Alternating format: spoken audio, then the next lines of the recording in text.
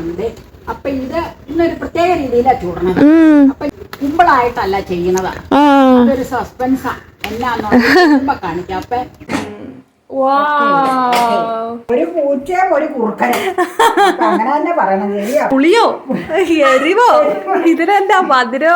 ഇതിനകത്ത് ഇടുന്ന ഈ ചക്കയുടെ പൾപ്പ്, അതിന്റെ സോഫ്റ്റ്നെസ് ഭയങ്കര ഇമ്പോർട്ടന്റ് ആണ്. ഇതെന്താ മരത്തായിട്ട് നോക്കി നിക്കണത്? വൈകുന്നേരത്തേക്ക് ഒരു ചായക്ക് ഒരു ഐറ്റം ഉണ്ടാക്കണം. ഇലയെ പിടിച്ചപ്പോഴേ എല്ലാവർക്കും മനസ്സിലായിട്ട് വ്യൂവേഴ്സിന് എന്തിനുള്ള പുറപ്പാടാണ്. ഞങ്ങളുടെ മുറ്റത്തിന്റെ നേരെ താഴെ വലിയൊരു ഇടനേല നിൽക്കണം. ഇടനയില, അതായത് ചക്കയപ്പം ചുരുണയില മരം. അത് തന്നെ, അത് പറമ്പിന്റെ പല ഭാഗത്തുണ്ട്. തൈകൾ വരെയുണ്ട്. അവിടെ ഒരു ചേട്ടൻ ചോദിച്ചിട്ടുണ്ട് തൈ. എന്നാൽ ഇവിടെ വന്നപ്പോ പള്ളിയിലെ ഒരു ചേട്ടന് പറഞ്ഞ മഴ വരുമ്പോ പറിച്ചോണ്ട് പോക്കണം വന്നത്. അപ്പൊ ഇത് ഇന്നൊരു പ്രത്യേക രീതിയിലാണ് ചൂടണത്. അപ്പൊ ഞാനിങ്ങനെ എന്നാ സെർച്ച് ചെയ്തോണ്ടിരുന്നേന്ന് വെച്ച് കഴിഞ്ഞാൽ വലിയ ഇല വേണം അതിന്. ഉള്ളതിൽ മാക്സിമം വലുത് പറിച്ചെടുക്കുക. ചെറുതുകൊണ്ട് ചെയ്താൽ സിമ്പിളായിട്ടല്ല ചെയ്യുന്നത്, അതൊരു സസ്പെൻസാ. എന്നാന്ന് കാണിക്കാം. അപ്പൊ വലുത് തന്നെ ഓൾറെഡി വേണം. അത് ഞാൻ വലുത് ഏതാണെന്ന് നോക്കി കണ്ടുപിടിച്ചതാണ്. നീ ചോദിച്ചു എന്നാ ഇങ്ങനെ നോക്കിക്കൊണ്ട് നിക്കണേ. ഉള്ളതിന് വലുത് പറിക്കാം, മുകളിലേക്കുള്ളത് പറിക്കാൻ നിവൃത്തിയില്ല. അപ്പൊ ഇവിടെ ഉണ്ടെങ്കിൽ പറിച്ചു തന്നതിനെ പുറത്തൊരു ആവശ്യത്തിന് പോയേക്കുമല്ലേ. വരുന്നതിന് മുമ്പ് നമുക്ക് മഴയ്ക്കും മുമ്പ് ചിലപ്പോൾ വൈകുന്നേരത്തേക്ക് മഴയുണ്ടാവും, പറിച്ചു വെക്കാം. എന്നിട്ട് ആ രീതിയിലൊന്ന് ട്രൈ ചെയ്ത് നോക്കാം. ഫെയിലിയർ ആവുമോന്നറിയില്ല, ആ രീതിയിൽ ചെയ്തിട്ടില്ല.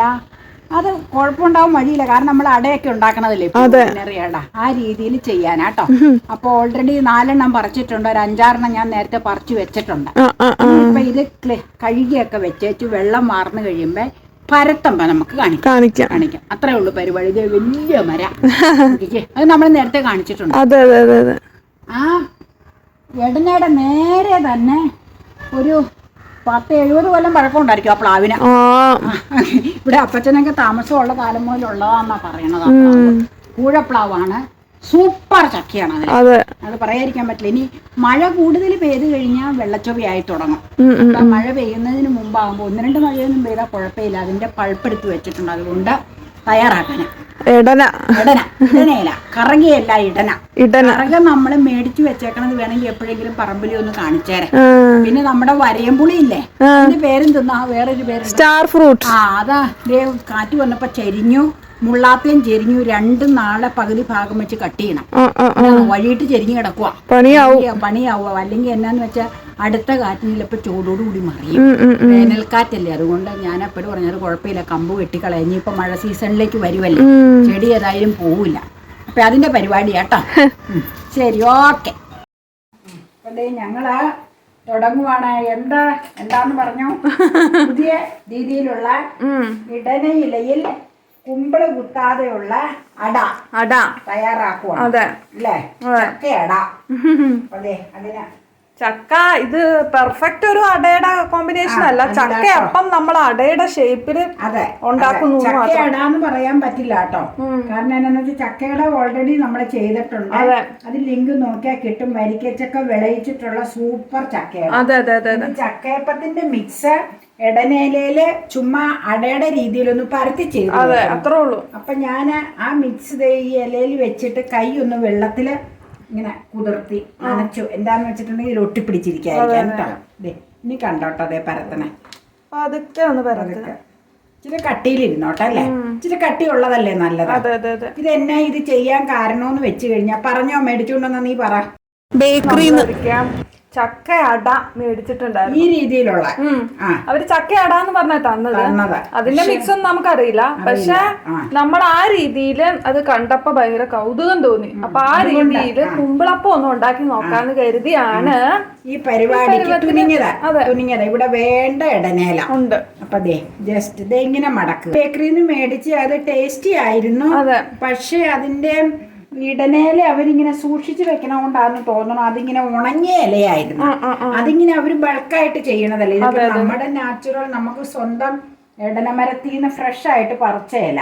അത് ചിലപ്പോ ഇല ഉണക്കി സൂക്ഷിക്കണായിരിക്കും. അവര് ബൾക്കായിട്ട്, ഞാൻ പറഞ്ഞില്ലേ, ഉണ്ടാക്കുമ്പോ അവർക്ക് അങ്ങനെ ഫ്രഷ് ആയിട്ടുള്ള ഇല എടുത്ത് ചെയ്യാൻ സാധിക്കൂലല്ലോ. അപ്പൊ അത് അങ്ങനെയായിരുന്നു. നമ്മളിപ്പോ ഇത് ഫ്രഷ് ആയിട്ടൊന്ന് ചെയ്ത് നോക്കുന്നു. എന്നിട്ട് നമുക്ക് അഭിപ്രായം പറയാം. ടേസ്റ്റ് ചെയ്തിട്ട് അപ്പനെ കൊണ്ട് തന്നെ അഭിപ്രായം പറയിക്കാം എങ്ങനെയാന്നുള്ളത്. അപ്പോൾ ഒരെണ്ണം ഇതിലേക്ക് വെക്കുന്നു, ജസ്റ്റ് പ്രസ് ചെയ്യുക, വെക്കുക. ഞാൻ അടുത്തത് ചെറുതല്ല, വലുതാ. വലുതാ, ചെറുതെടുത്താൽ ശരിയാവില്ല.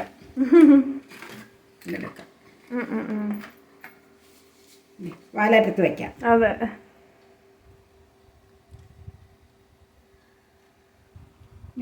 മടക്കിക്കോ. ഞാൻ ഇച്ചിരി തിക്കായിട്ടാ ചെയ്യണേ കേട്ടോ.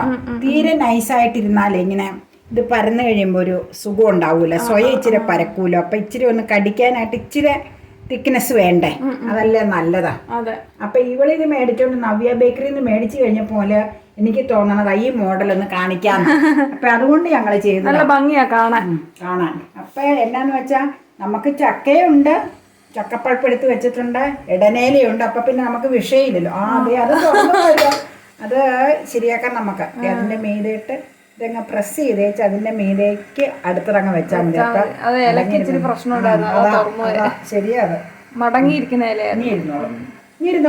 ഓക്കെ ആയിക്കോളും. നമുക്കിത് ഫൈനൽ ഫോം കാണിക്കാം. അടയ്ക്കട്ടെ.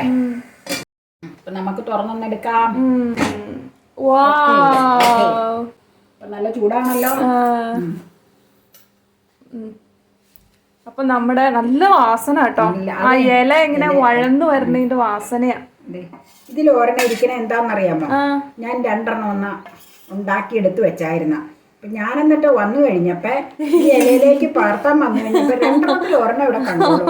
ഏതൊക്കെയോ പൂച്ചകളോ, 2 പൂച്ചകളോ ഇരിപ്പുണ്ട്. ഒരു പൂച്ചയും ഒരു കുറുക്കനും. അങ്ങനെ തന്നെ പറയണം, ശരിയാ പേര്. അപ്പൊ അവരത് കസ്റ്റഡിയിലാക്കി. അപ്പൊ നമുക്ക് അപ്പനെ കണ്ടോരണം തണുത്തത് ടേസ്റ്റ് ചെയ്യും, കഴിപ്പിക്കാം.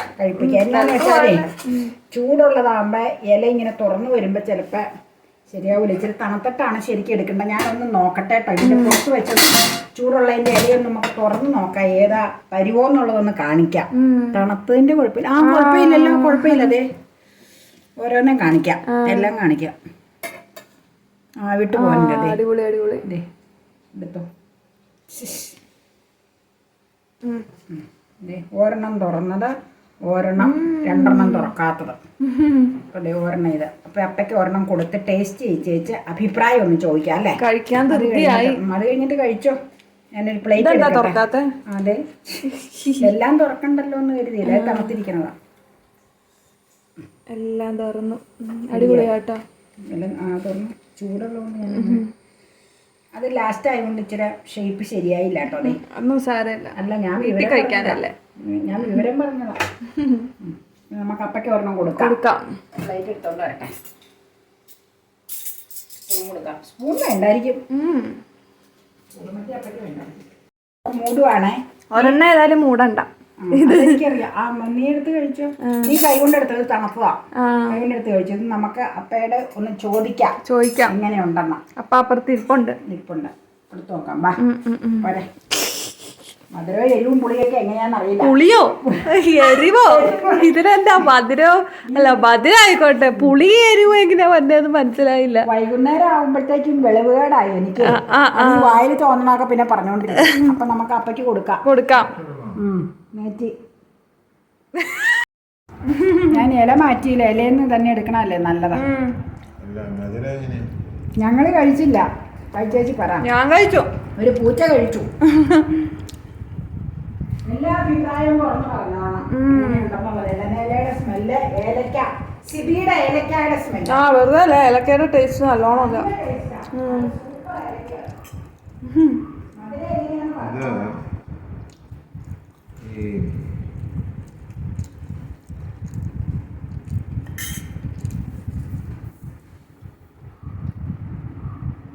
നന്നായിട്ടുണ്ടോ? ഇതുണ്ടാക്കാനുള്ള ഒരു ഇൻസ്പിറേഷൻ എനിക്ക് തോന്നുന്നത് നീ ഇത് എവിടുന്നോ ഇതുപോലെ മേടിച്ചോണ്ട് വന്നത്.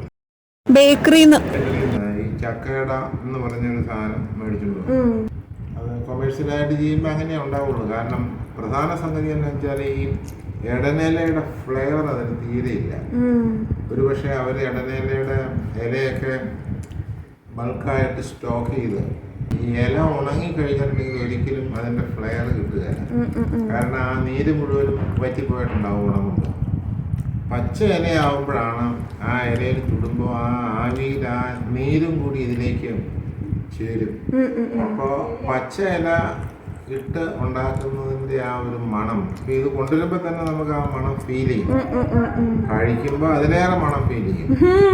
അപ്പോൾ അത് ഒരു നല്ല ഫ്ലെയർ ആണ് ഇപ്പോൾ ഇതിന് കിട്ടിയിരിക്കുന്നത്. പിന്നെ നമ്മൾ കുമ്പളപ്പം ഇത് തന്നെ ഉണ്ടാക്കിയിട്ടുള്ള കുമ്പളപ്പം വളരെ സുപരിചിതമാണ്, ധാരാളം ഉണ്ടാക്കാറുള്ളത് കൊണ്ട് ആ ഒരു ഫ്ലെയർ നമുക്ക് വളരെ പരിചിതമാണ്. പക്ഷെ ഇതൊരു ഡിഫറെന്റ് ഫോർമാറ്റാണ്, ഇതൊരു അടയുടെ ഫോർമാറ്റാണെന്ന് മാത്രമേ ഉള്ളൂ. ബാക്കി അതിന്റെ കണ്ടന്റ് എല്ലാം കുമ്പിളപ്പത്തിൻ്റെതായ കണ്ടന്റ് തന്നെയാണ്. ബട്ട് എനിവേ അത് വളരെ ഫാൻസിയാണ്, വളരെ ടേസ്റ്റിയാണ്, നല്ല മണവും, ഒന്നാന്തരം മണം, നല്ല ഫ്രഷ്നെസ്, വളരെ ഫ്രഷ്നെസ് ആണ്, നല്ല സോഫ്റ്റ്നെസ് ഉണ്ട്. അപ്പോൾ നമ്മൾ ഉണ്ടാക്കുമ്പോൾ അതിൻ്റെതായ ഒരു ക്വാളിറ്റി അതിനകത്ത് എപ്പോഴും നമുക്ക് അറിയാൻ പറ്റും. കൊമേഴ്സ്യലായിട്ട് ഉണ്ടാക്കുമ്പോൾ ഒരിക്കലും ആ ഒരു പെർഫെക്ഷൻ കിട്ടിയെന്ന് വരികയില്ല. കാരണം ചിലപ്പോൾ ചക്കയുടെ പൾപ്പൊക്കെ ഒരു ദിവസങ്ങൾക്ക് മുമ്പേ എടുത്തു വെച്ചിരിക്കുന്നതാവും, ഇലയും ഈ പറയുന്ന മാതിരി വളരെ നേരത്തെ തന്നെ പറിച്ചു വെച്ചിരിക്കുന്നതായിരിക്കും.